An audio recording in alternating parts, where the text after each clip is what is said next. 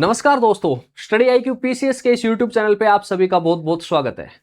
और आज आप लोगों ने थंबनेल देखा होगा जहां लिखा है पीछे कि HCS क्या होता है, इसका एग्जाम पैटर्न क्या है, इसका सिलेबस क्या है, एज लिमिट क्या है, कौन लोग इसमें अप्लाई कर सकते हैं, उन सारी बातों पे चर्चा करेंगे। तो आप जो भी लोग किसी भी स्टेट PCS के लिए तैयारी कर रहे हैं, आप यूपी के लिए कर रहे हैं, आप बिहार के लिए कर रहे हैं, MP के लिए कर रहे हैं, राजस्थान के लिए कर रहे हैं, या अदर देन दैट अगर किसी भी स्टेट PCS के लिए तैयारी कर रहे हैं, तो हरियाणा सिविल सर्विसेज का जो एग्जाम है वो आपके लिए एक बेहतर अपॉर्चुनिटी हो सकता है। तो सबसे पहले अब हम बात करते हैं कि जो HCS है वो क्या होता है।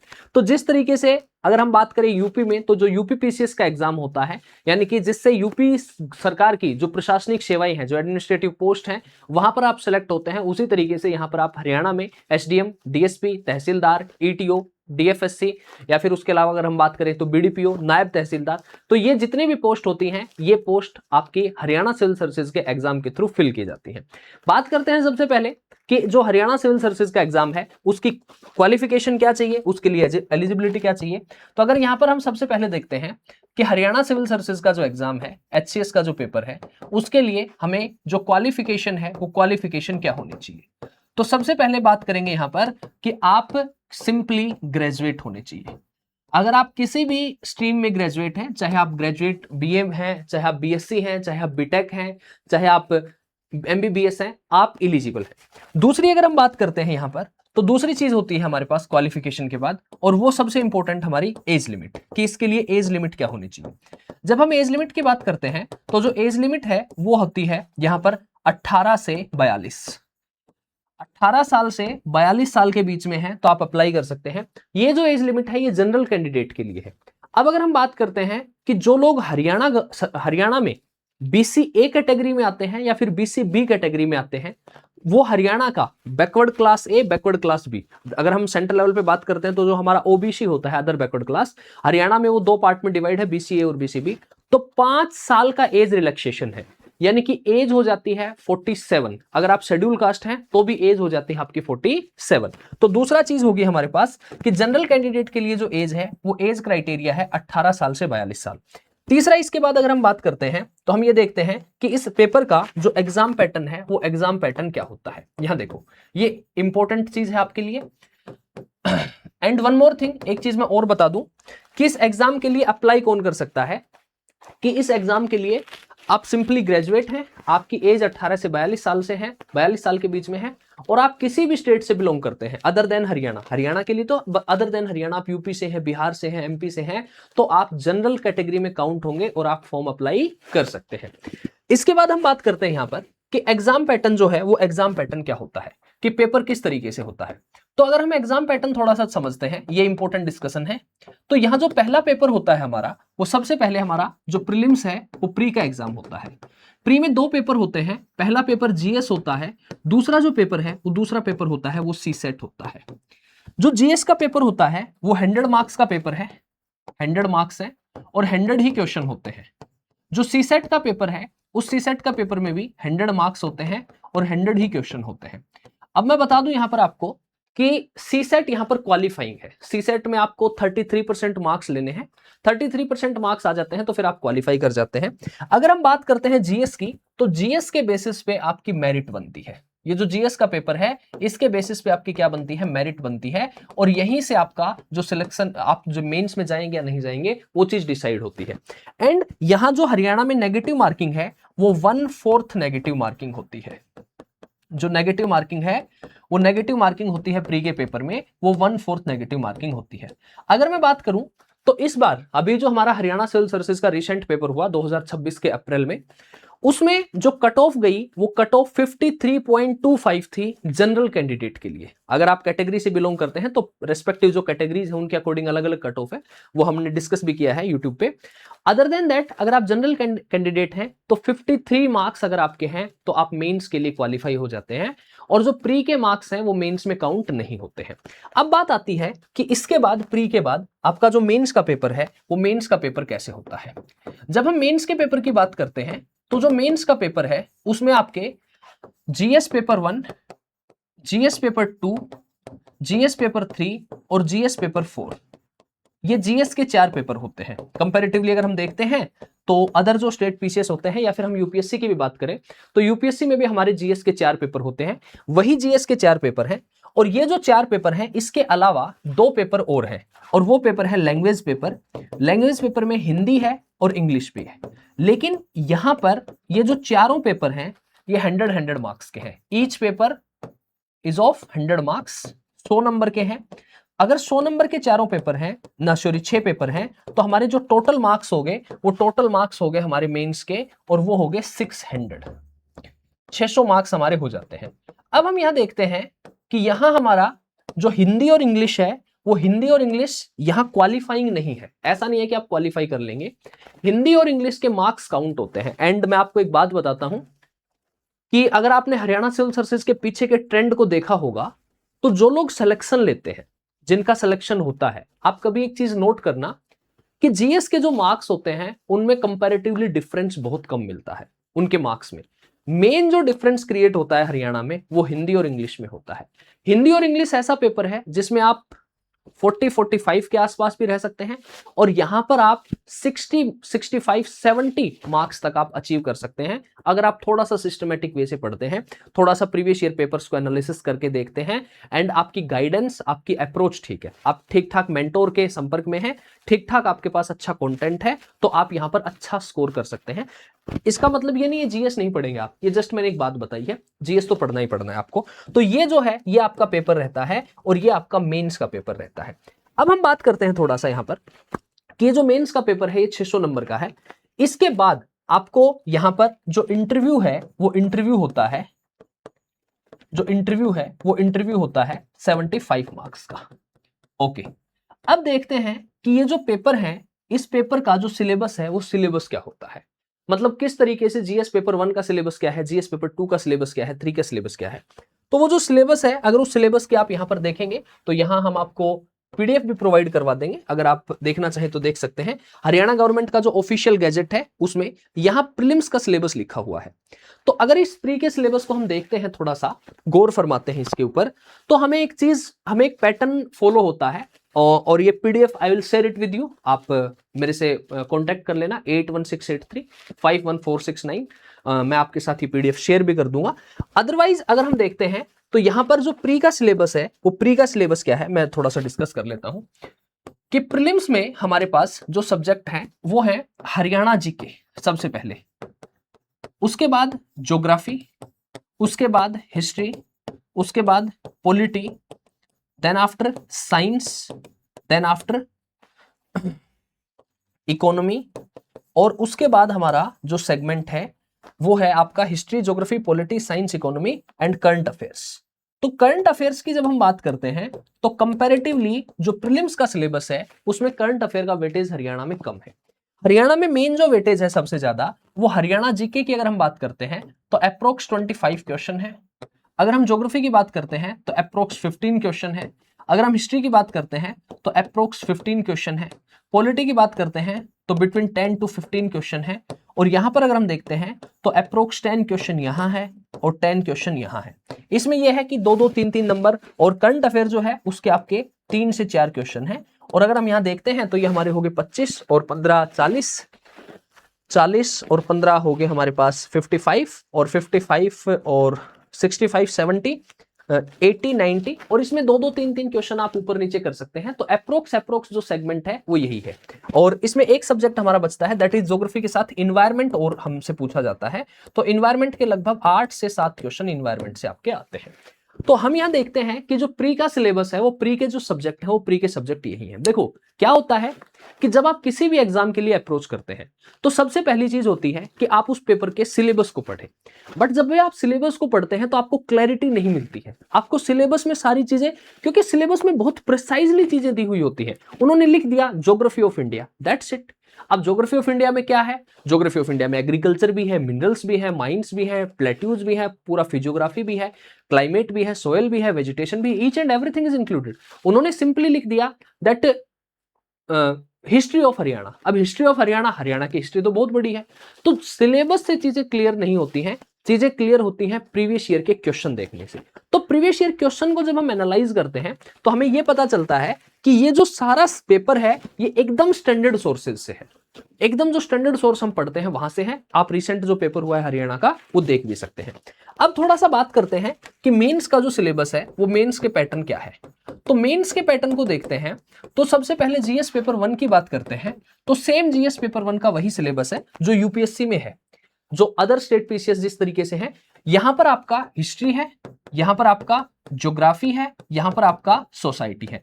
लेकिन एक चीज इंक्लूड है और इसमें आपके सिलेबस में लिखा है जीएस पेपर 1 में, that is related issues of Haryana. Related issues of Haryana. अब जब हम कहते हैं रिलेटेड इश्यूज ऑफ हरियाणा तो यहां पर सारी चीजें क्या हो जाती हैं, वही आ जाती हैं कि हरियाणा की हिस्ट्री भी आपको पढ़नी पड़ेगी, हरियाणा की ज्योग्राफी भी पढ़नी पड़ेगी। अभी रिसेंटली हरियाणा के मेंस का पेपर हुआ। जब मेंस का पेपर हुआ तो हमने देखा कि वहां पर हरियाणा की हिस्ट्री, हरियाणा की ज्योग्राफी से क्वेश्चन पूछे गए हैं।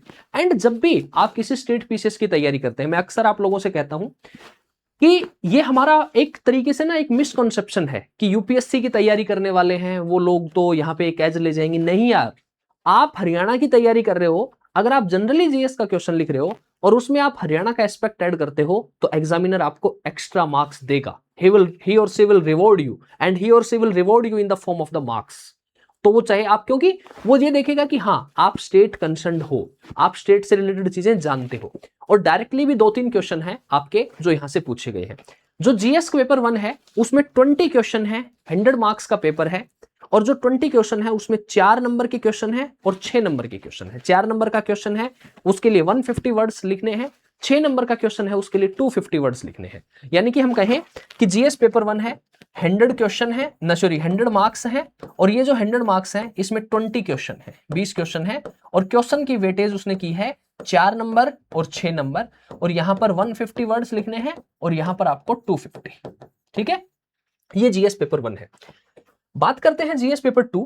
जब जीएस पेपर 2 की बात करते हैं तो जीएस पेपर 2 आपका पॉलिटी, आपका आईआर, और वही सेम चीज यहां जो लिखा है कि जीएस पेपर 2 में भी यहां उसने लिखा है रिलेटेड इश्यूज ऑफ हरियाणा, और सेम यही रिलेटेड इश्यूज ऑफ हरियाणा उसने जीएस पेपर 2 में भी लिखा है।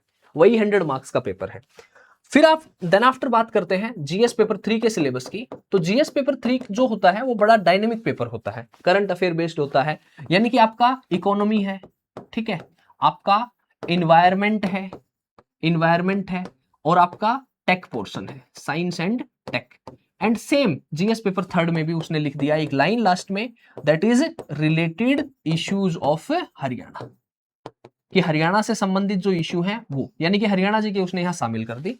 जीएस पेपर 4 जो है वो जीएस पेपर 4 आपका क्या है, ये एथिक्स का पेपर है।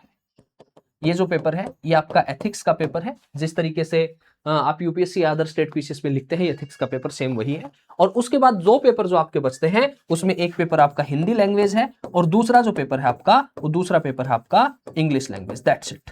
तो ये क्या रहेगा, ये आपके पेपर का पैटर्न रहेगा, ये आपके पेपर का सेगमेंट रहेगा। ठीक है, तो हम ये कह सकते हैं कि हमारी हरियाणा सिविल सर्विसेज के लिए, मैं आपको एक चीज और बता दूं कि जैसे अदर स्टेट पीसीएस जो होते हैं वहां पर हम क्या देखते हैं कि वहां पर पेपर का नोटिफिकेशन आने के बाद टाइम लगता है, मतलब प्री में टाइम लगता है, देन आफ्टर मेंस में टाइम लगता है। हरियाणा की एक खास बात यह है कि मे बी पॉसिबल है कि नोटिफिकेशन 2-3 महीने, 1 महीने डिले हो जाता है, लेकिन जिस दिन नोटिफिकेशन आ गया उसके बाद ये फॉर श्योर है कि चाहे कुछ भी हो, आंधी में बारिश तूफान कुछ भी आए, पेपर डिसाइडेड डेट पे होगा। 2.5 महीने बाद प्रीलिम्स नोटिफिकेशन के, और उसके with in 45-50 days, after 45-50 days आपका मेंस का पेपर वो लिखवा लेंगे।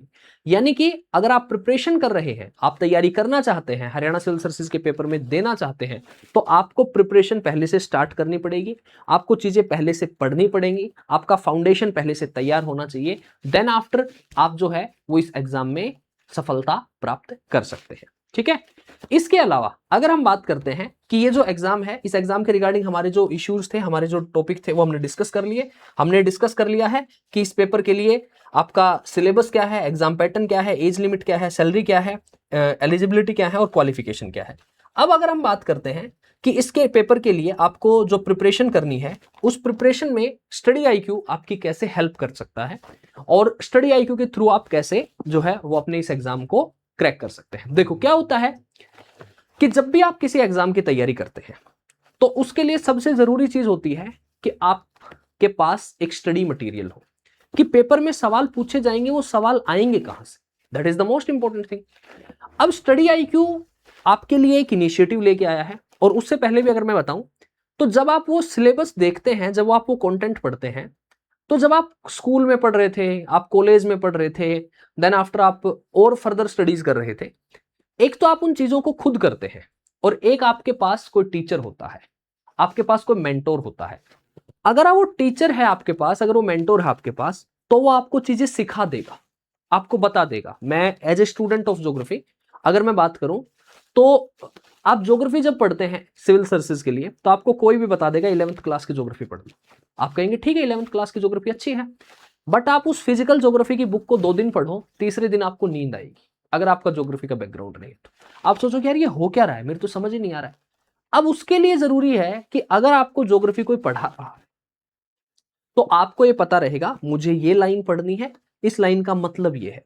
तो पहले क्या होता है कि आप कभी भी एनसीईआरटी सीधा उठा के पढ़ना शुरू ना करें। आप सबसे पहले क्या करें, आप सबसे पहले आप टीचर से पढ़ें, हर सब्जेक्ट के लिए एक कंसर्न फैकल्टी जो है उस फैकल्टी से पढ़ें, प्रॉपर अपने क्लास नोट्स तैयार करें, एंड देन टीचर जब आपको पढ़ा रहा है तो आप साथ एनसीईआरटी लेके बैठे और आप एनसीईआरटी को साथ साथ पढ़ें। आपकी एनसीईआरटी को पढ़ने की अप्रोच बदल जाएगी, आपका नजरिया बदल जाएगा, आप एकदम चेंज आ जाएगा आपका। और उसके बाद आप क्या करें, प्रीवियस ईयर के क्वेश्चन लगाएं। जब आप प्रीवियस ईयर के क्वेश्चन लगाएंगे तो आपको कुछ डाउट्स क्रिएट होंगे, वो डाउट क्लियर होंगे आपके क्लास नोट्स में से। मैं अक्सर एक एग्जांपल देता हूं कि जब हम छोटी क्लास में होते हैं तो हम कॉम्प्रीहेंशन सीखते हैं स्कूल में। जब हम कॉम्प्रीहेंशन सीखते हैं तो हम कॉम्प्रीहेंशन पढ़ते हैं, कॉम्प्रीहेंशन पढ़ के हम क्वेश्चन लगाते हैं, और जब हम पहला क्वेश्चन पढ़ते हैं, पहला क्वेश्चन पढ़ते ही हम दोबारा कॉम्प्रीहेंशन पढ़ते हैं। आपने सबके साथ हुआ होगा ऐसा। और जब हम उस कॉम्प्रीहेंशन को पढ़ते हैं तो उस समय कॉम्प्रीहेंशन पढ़ते हुए हमारी अप्रोच बदल जाती है। तो आपके पास आपका क्लास नोट्स है, आपने प्रीवियस ईयर क्वेश्चन लगाया, आपने देखा हुआ, हो गया तो ठीक है, नहीं हुआ तो आपको दिमाग में कहीं रहेगा यार ये सवाल ना मतलब है कहीं ना कहीं, देखा हुआ है मैंने कहीं ना कहीं। आप दोबारा उस चीज को पढ़ोगे, और जब आप दोबारा पढ़ोगे तो आपकी अप्रोच चेंज हो जाएगी, आपका तरीका बदल जाएगा, आपका नजरिया बदल जाएगा। तीसरी बात है, आज का ये जो इंटरनेट का जमाना है, जो यूट्यूब का जमाना है, चीजें बिखरी हुई है, चीजें स्कैटर्ड है, कंटेंट स्कैटर्ड है। अब सबसे जरूरी है कि ये सबको पता है क्या पढ़ना है, हिस्ट्री, ज्योग्राफी, पॉलिटी, साइंस सब जानते हैं। मेन चीज है आपको ये पता हो कि आपको क्या नहीं पढ़ना है। जब आप ये जान जाते हैं कि क्या नहीं पढ़ना है, वो सबसे जरूरी है। You have to demarcate a line, you have to demarcate a boundary, कि इस सब्जेक्ट में, ज्योग्राफी में, मैं बियॉन्ड दिस सब टॉप पॉइंट मैं नहीं पढ़ूंगा। पेपर में कोई सवाल आएगा मैं छोड़ दूंगा, 100 की 100 चीजें आप नहीं जान सकते, 100 की 100 चीजें आप पेपर में नहीं कर सकते। उसके लिए आपको एक मेंटोर की, आपको एक टीचर की, आपको एक गाइड की जरूरत होती है। तो आपकी ये जो भी समस्याएं हैं, इन सभी समस्याओं के समाधान के लिए, आपकी प्रिपरेशन को मजबूत करने के लिए, आपकी तैयारी को नेक्स्ट लेवल पे ले जाने के लिए, स्टडी आईक्यू आपके लिए हरियाणा सिविल सर्विसेज के लिए एक डेडिकेटेड बैच डिजाइन करके लाया है, जिसको आप ज्वाइन कर सकते हैं। आप अपनी तैयारी, अपनी प्रिपरेशन को बेहतरीन कर सकते हैं, तैयारी को नेक्स्ट लेवल पे लेके जा सकते हैं। ये जो बैच है ये क्या है, सिंपली आपको क्या करना है, गूगल ओपन करना है, यहां सर्च करना है स्टडी आईक्यू। सबसे पहले best online course for UPSC, IAS and state PCS, यहां जाएंगे, यहां थोड़ा सा स्क्रॉल करके आप देखेंगे, यहां आएगा स्टेट पीसीएस, और स्टेट पीसीएस में आपको दिखाई देगा हरियाणा। जब आप हरियाणा पे पहुंचेंगे तो हमारे 2 बैच है, एक हमारा आरंभ बैच है, एक हमारा अभ्युदय बैच है। जो आरंभ बैच है वो बाइलिंगुअल है, यानी कि हिंदी और इंग्लिश दोनों मीडियम में क्लासेस होंगे। जो अभ्युदय बैच है वो प्योरली हिंदी मीडियम बैच है। तो अगर आप प्योरली हिंदी मीडियम में तैयारी करना चाहते हैं, आप इस बैच में ज्वाइन कर सकते हैं। आप बाइलिंगुअल तैयारी करना चाहते हैं, आप आरंभ बैच में ज्वाइन कर सकते हैं। दोनों के जो फीचर्स हैं वो सेम है। बाय नाउ किया आपने, बाय नाउ करके ब्रोशर डाउनलोड करेंगे। ये जो बैच है हमारा, ये शुरू हो रहा है 22 जुलाई से, मॉर्निंग में 8 बजे से 11 बजे तक क्लासेस होंगे इसके, ठीक है, ओके। उसके बाद हम देखते हैं इस बैच में क्या मिल रहा है आपको। तो इस बैच में आपको लगभग 1100 घंटे की लाइव क्लासेस मिलेंगी, जिसमें आपका पूरा प्री का, पूरे मेंस का सिलेबस थोरोली कंप्लीट होगा। अगर आप लाइव अटेंड नहीं कर पाएंगे तो आपके पास क्लासेस रिकॉर्डेड फॉर्मेट में रहेंगी, जब आप चाहे देख सकते हैं। आपको नोट्स और क्रक्स मिलेंगे हिंदी में भी और इंग्लिश में भी। 1-to-1 मेंटोरशिप आपको रहेगी, आपको एक मेंटोर असाइन होगा। आपके पास प्रीलिम्स की टेस्ट सीरीज रहेगी ताकि आप अपने आप को एनालाइज कर सकें। स्टेट स्पेसिफिक प्रिपरेशन यानी कि हरियाणा जीके का वेटेज है, हरियाणा जीके के लिए क्लासेस होंगी, हरियाणा जीके की अलग से क्लासेस होंगी।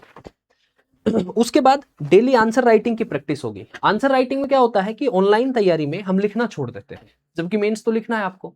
तो स्टडी IQ आपके लिए डेली मेंस क्वेश्चन देगा, आपको लिखना है, हमें मेल करना है, हमारे इवैल्यूएटर चेक करेंगे, चेक करके आपको मेल पे रिप्लाई देंगे आपने क्या सही लिखा क्या गलत लिखा। इवन मैं इसका एक एग्जांपल भी दिखा दूं आपको कि हमारी जो आंसर राइटिंग है वो कैसे चेक होती है। यहां देख सकते हैं आप कि हमारी जो आंसर राइटिंग है इस तरीके से इवैल्यूएट होती है। आप लिखेंगे, यहां पर ये इवैल्यूएट करके बताएंगे कमियां कहां हैं, गलतियां कहां कहां की हैं, किस किस तरीके से सुधार कर सकते हैं। ये देखो, ये मेंस आंसर राइटिंग इस तरीके से हमारी चेक होती है और ये आपको मेल के थ्रू बता दिया जाता है। उसके बाद बात करते हैं करंट अफेयर की क्लासेस हैं, करंट अफेयर की PDF भी मिलेगी आपको। और फिर आपकी बात आती है CSET की भी क्लासेस हैं बैच की। बैच में 2 फीचर है, one is gold other is platinum. तो पहले जो 4 फीचर हैं वो तो दोनों में है, क्लासेस भी हैं, मेंटोरशिप भी है, इंटरव्यू गाइडेंस प्रोग्राम भी है, मैगजीन भी है करंट अफेयर के लिए। लेकिन एक pre recorded foundation batch, prelims का क्रैश कोर्स का बैच, एक 4 महीने का सेपरेट आंसर राइटिंग का बैच, 2 महीने का MCQ का batch, group mentorship by faculties and a set of 16 books. यानी कि बुक्स आपको बाहर से नहीं लेनी है, ये बुक्स का सेट मैं आपको बता दूं। यहां पर ये देख सकते हैं आप, यहां पर ये बुक है आपकी, जो 16 किताबें आपको डिलीवर की जाएंगी। अगर आप हिंदी में तैयारी करेंगे तो आपको फॉर्म फिल करना होगा, आप हिंदी में ले सकते हैं। इंग्लिश में लेनी है, आप फॉर्म फिल करेंगे, आप इंग्लिश डाल देंगे, इंग्लिश में ले सकते हैं। ये बुक सेट है, मतलब बाहर से आपको कुछ नहीं लेना है। उसके बाद आपको NCERT का रिकॉर्डेड कोर्स मिलेगा और 5100 MCQ का बैच, और आपका प्री क्रैक होते ही आपकी फुल फीस आपको रिफंड कर दी जाएगी। ठीक है। और मैं आपको बता दूं कि यहां पर जो नोट्स हैं, आपको जो क्रक्स मिलते हैं, वो क्रक्स कुछ इस तरीके से मिलेंगे आपको। यहां पर देख सकते हैं हैंड रिटन क्रक्स आपको ऐसे तैयार करके में दिए जाएंगे, आंसर ऐसे इवेल्युएट होंगे हमारे, और आपको प्रिंटेड क्रक्स है वो प्रिंटेड क्रक्स भी मिलेंगे। और हमारा जो मेंटोरशिप प्रोग्राम है वो मेंटोरशिप प्रोग्राम इस तरीके से आपके साथ कंडक्ट करवाया जाता है। अब बात आती है कि इसका प्राइस क्या है। तो सिंपली आपने क्या करना है, बाय नाउ, यहां एंटर कूपन कोड पे जाना है, कोड अप्लाई कर लेना है NK लाइव। जैसे ही इस कोड को अप्लाई करेंगे यहां पर आपको डिस्काउंट मिल जाएगा, और जो हमारा प्लेटिनम बैच है वो आपको मिल रहा है 19,999 में। So you have to use this code NK live. इस कोड को यूज करके आप हमारे साथ जुड़ के, और हमारे प्लेटिनम बैच, मैं इसलिए बता रहा हूं पर्सनली आपसे, ये आपकी तैयारी का वन स्टॉप सोल्यूशन है, जिसके बाद आपको फिर कहीं भटकने की आवश्यकता नहीं रहेगी। सारी चीजें आपको एक होलिस्टिक वे में यहां पर मिल रही है। और अगर आपके अंदर हौसला है, जज्बा है, आप तैयारी करना चाहते हैं, तो मेन चीज है the internal dialogue that you are delivering with you. आप अपने साथ, अपने आप से क्या कह रहे हैं। अगर आपने अपने आप से प्रॉमिस किया है कि मुझे करना है, तो आप हमारे साथ इनरोल करें। ये फीचर्स आप खुद सोचें कि हाँ, अगर ये चीजें मुझे मिलती हैं तो मेरी प्रिपरेशन आसान हो जाएगी, मेरी तैयारी आसान हो जाएगी, चीजें मैं आसानी से कर पाऊंगा। और अगर कोई डाउट होता है तो 8168351469 मेरा नंबर है, मेरे पास मैसेज कर लेना, या फिर हमारा नंबर जो है 9289996922, इस नंबर पर आप कॉल कर लेना, हमसे बात कर लेना। और कोई भी डाउट हो regarding your HCS preparation, feel free to contact with us. ठीक है, आप हमसे बात करें और अपनी तैयारी को आगे बढ़ाएं। मुलाकात करेंगे नेक्स्ट सेशन में, तब तक के लिए bye bye, see you, take care, best of luck.